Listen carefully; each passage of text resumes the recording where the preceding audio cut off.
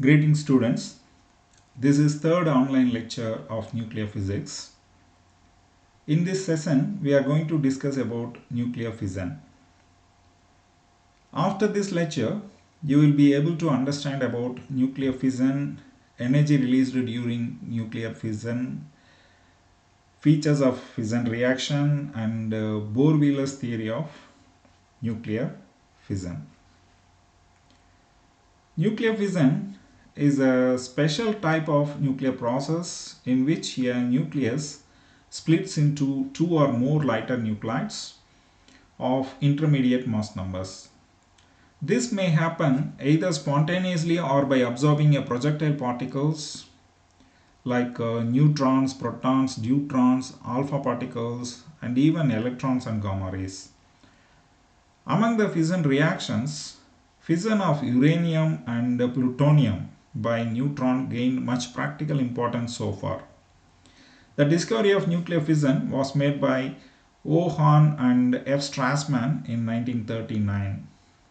After the discovery of neutron in the year 1932, the possibilities of new types of nuclear reactions gained momentum. A special feature of neutron is that it's a neutral particle. Neutron is a promising candidate as a nuclear miscible for producing nuclear reactions. Since it's a neutral particle, it could penetrate the atomic nucleus without much hurdles. The neutron interaction led to the production of radioisotopes among lighter elements. Well, now let's discuss about nuclear fission.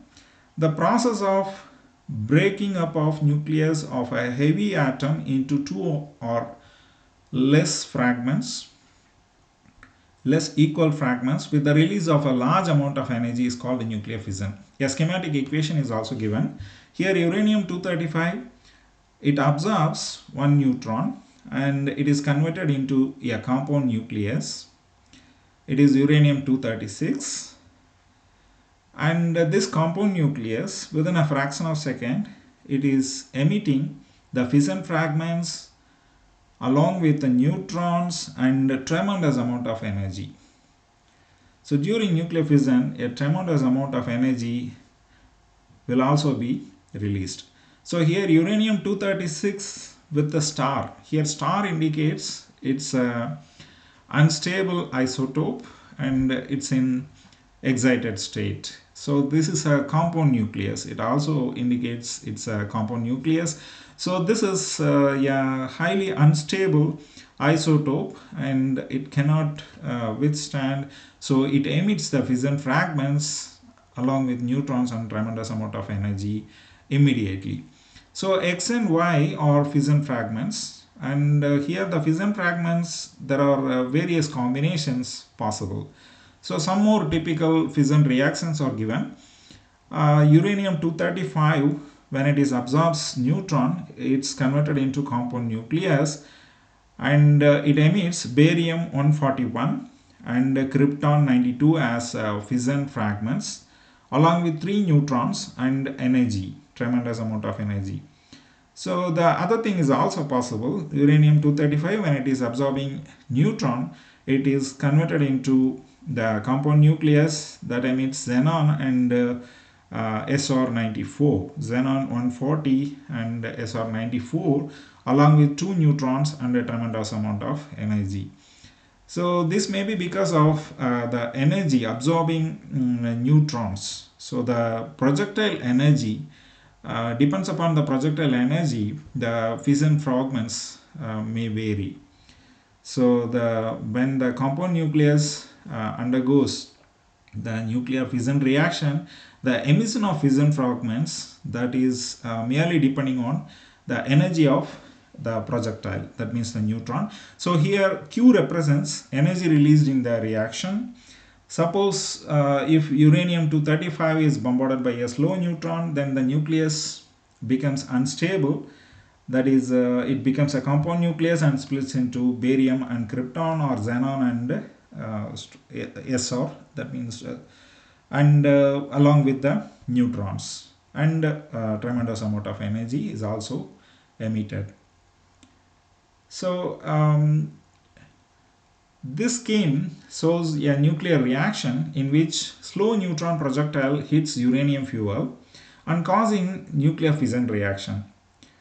Absorption of a neutron by the uranium nucleus leads to vigorous oscillations in the uranium nucleus. Here we have taken uranium nucleus as the fuel, and it is hit by slow neutrons. Then after absorbing these slow neutrons, this uranium 235, it is activated fuel. So this is immediately transferred to the critical state, and under critical state the uranium nucleus, that means a compound nucleus, undergoes vigorous oscillations, and then it is undergone the nuclear fission reaction. So during this fission reaction, barium, krypton along with three neutrons and a tremendous amount of energy is also released. So you can also visualize this by seeing this animation. So here the slow neutron is hitting the uranium 235 and it is undergoing the critical state, and at the critical state it is vibrating vigorously and then splits into barium and krypton along with the three neutrons and tremendous amount of energy as visualized in this animation. So the vibrating nucleus is partly an assembly of positively charged constituents. When the vibrating nucleus develops a thin waist in the middle, the Coulombic repulsive forces between the two halves may exceed the nucleus surface tension forces, as a result of which the nucleus splits into two fragments as illustrated in the figure. Along with the fissile fragments, three neutrons and tremendous amount of energy will also be emitted. So now let us discuss about the energy released in nuclear fission process. In the process of nuclear fission, a large amount of energy is released. This energy is produced because of the original mass of the nucleus is greater than the sum of the masses of the products produced after fission. The difference between these masses before and after fission is converted into energy according to Einstein's equation, E equal to mc squared. So the energy liberated per fission we can calculate, and let us consider the fission of uranium 235. When the uranium 235 absorbs a neutron, how it undergoes the fission reaction and how much energy is released, that we are going to calculate. So let's calculate the total energy released by considering only the fission products, that is the stable end products. So let us consider the reaction. Uranium 235 absorbs a neutron and it is converted into compound nucleus uranium 236, and that emits molybdenum, xenon along with two neutrons and a tremendous amount of energy. So Q should be mentioned here. So molybdenum 98, xenon 136, these are the fission fragments, and two neutrons are emitted and a tremendous amount of energy is also emitted. So let us now calculate the total mass before fission and total mass after fission, and then let us calculate the mass difference, because this mass difference is going to be the energy released, is equal to the energy released. So the neutron mass is given and uranium mass is given. So this is the total mass of the nuclei before fission, and that is 236.0526 atomic mass unit. The total mass of the nuclei after fission is the molybdenum mass is 97.9 and xenon it is 135.9 plus 2 neutron it is 2.0174, that gives 235.83 atomic mass unit. And the mass difference between the total mass of the nuclei before fission and total mass of the nuclei after fission, that means the fission fragments, so that is 0.222 atomic mass unit. So the energy release, when we convert the atomic mass unit into the electron volt, we know that one atomic mass unit is 931.3 million electron volts. So the energy release is 0.222 into 931.3, that gives 206.7 million electron volt.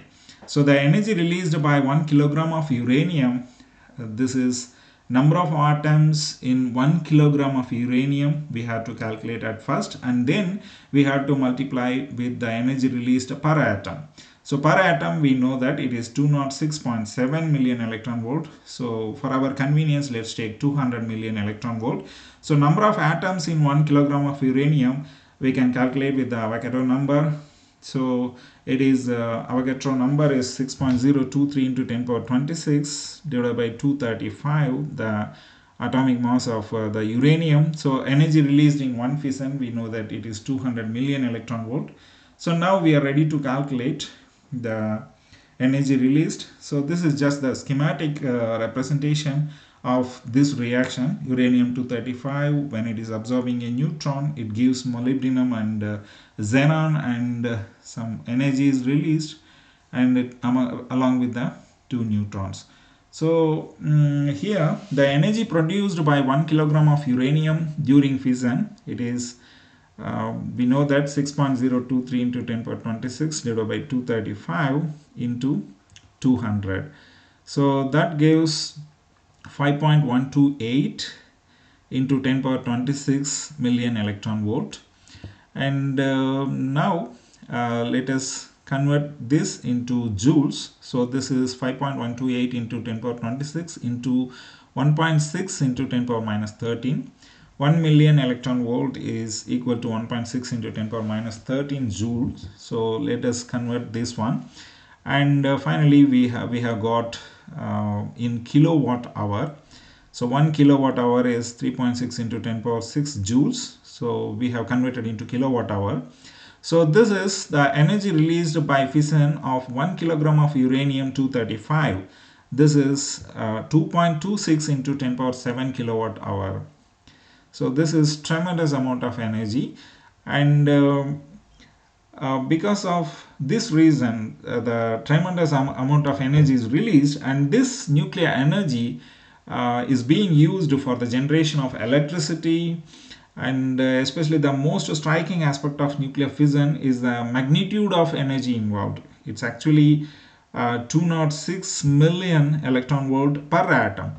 So in ordinary chemical reactions, we know that such as combustion of coal and oil, it's only a few electron volts per reaction are released.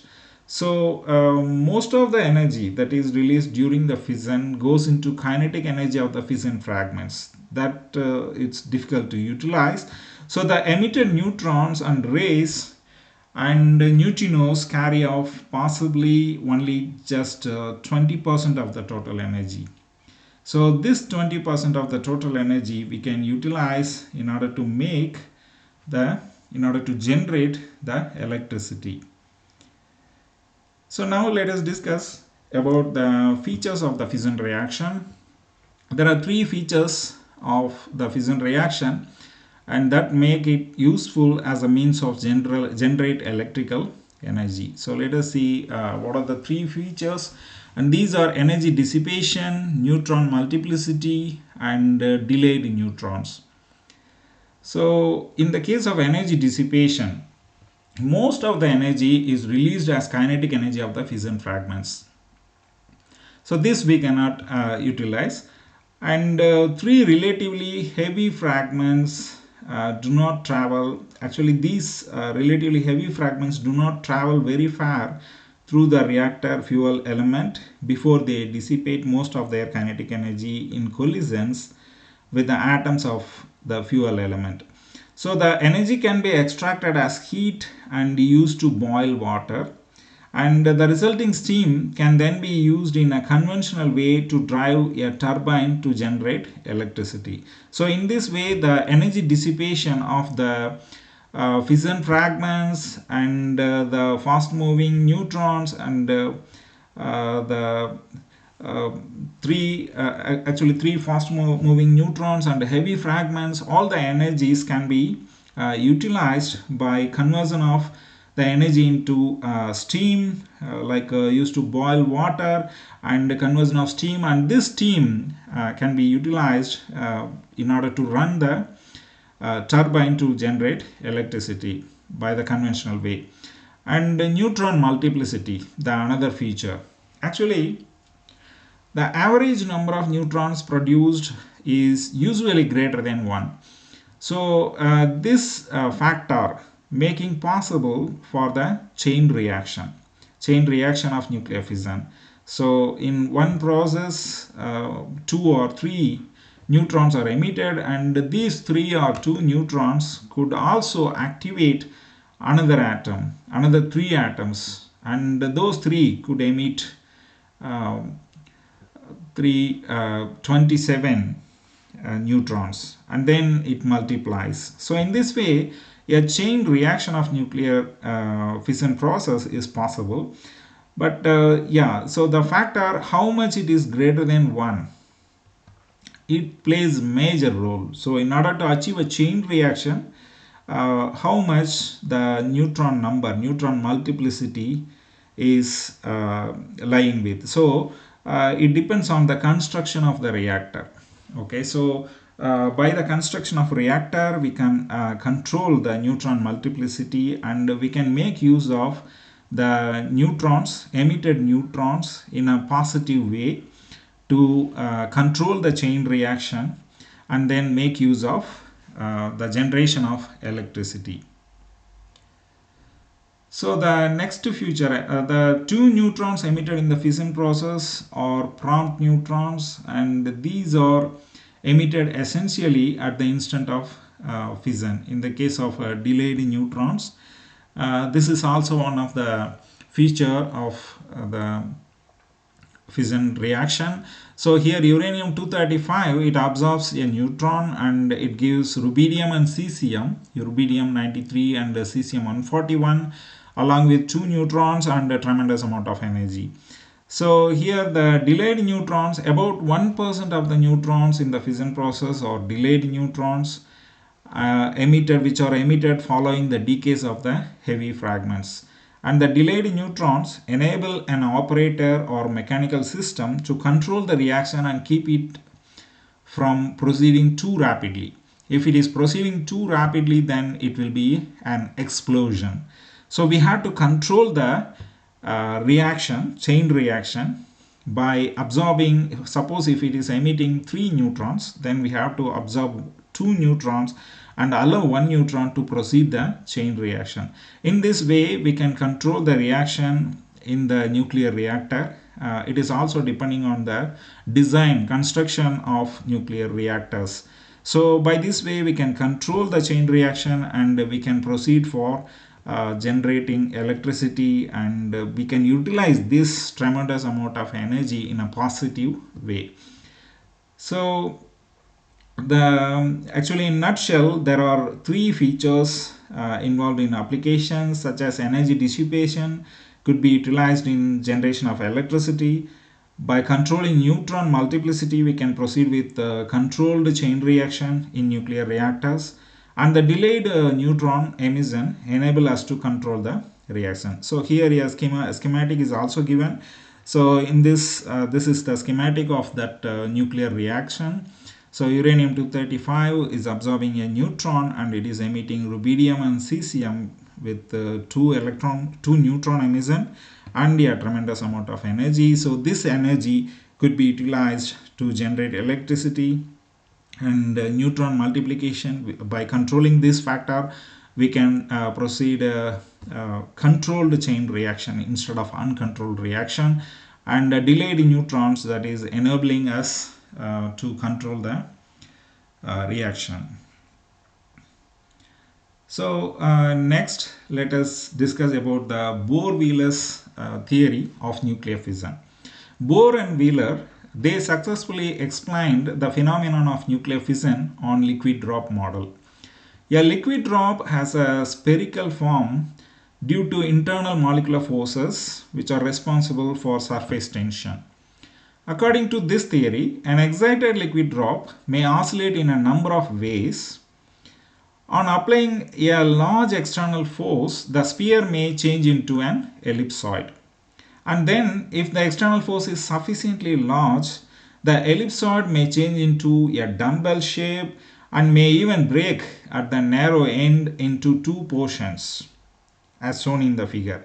Here actually a liquid drop is given, and some forces, external forces are applied on the liquid drop. And when the force is small, this is moving into the ellipsoid, and when the force is large, then it will move into the dumbbell shape, and finally it can break as shown in the figure. So you might have realized this in your day-to-day life. And if we apply large external force, the liquid drop splits into two portions after vibrations. So this analogy may be extended to a nucleus which behaves like a liquid drop. This scheme shows how a nucleus undergo separation after absorbing a neutron. When a nucleus absorbs a neutron, it forms a compound nucleus which is highly energetic. At stage A, just let us assume the nucleus absorbed a neutron. Okay, then this is highly energetic. When it is absorbing a neutron, it forms a compound nucleus, and this is highly energetic. And this extra energy possessed by it comes mostly from the binding energy of the neutron absorbed by it. And the extra energy may set up a series of rapid oscillations in the spherical compound nucleus. As a result of these oscillations, the shape of the nucleus may change at times from spherical to ellipsoid, as shown in the stage B. If the extra energy is large, then the oscillations may be so violent, vigorous, and the stage C and D may be approached. Here actually step by step the nuclear fission process is explained by using these schematics. So the first one is spherical compound nucleus, next one ellipsoidal, third one dumbbell shape, and it is reaching a critical state. After critical state, it is undergoing the nuclear separation. At critical state, a small thin waist is formed between the whole mass, and when it is formed, the Coulombic repulsive force take into action. So the nucleus is now reached a dumbbell shape as shown in the stage D, and at this stage the stability of the nucleus is actually in general, the stability of the nucleus is jointly governed by Coulombic repulsive forces and the surface tension forces. When the Coulombic repulsive forces between the protons actually try to disrupt the nucleus, and the surface tension forces prevent such a disruption, that leads to the stability of the nucleus. This is in general. However, once the vibrating nucleus develops a waist in the middle in the form of a dumbbell shape, then the Coulombic repulsive forces between the two halves overcome the nucleus surface tension forces. And this results splitting into two fragments. Each bell of the dumbbell has now a positive charge, and one repels the other, as shown in stage D and E. This results in a fission as shown in stage E, so nucleus separation happens. The nuclei that result from fission are called fission fragments. Usually fission fragments are of unequal size. A heavy nucleus undergoes fission when it acquires enough excitation energy to oscillate violently, as discussed in the earlier scheme. Certain nuclei, notably uranium-235, are sufficiently excited by the mere absorption of an individual neutron.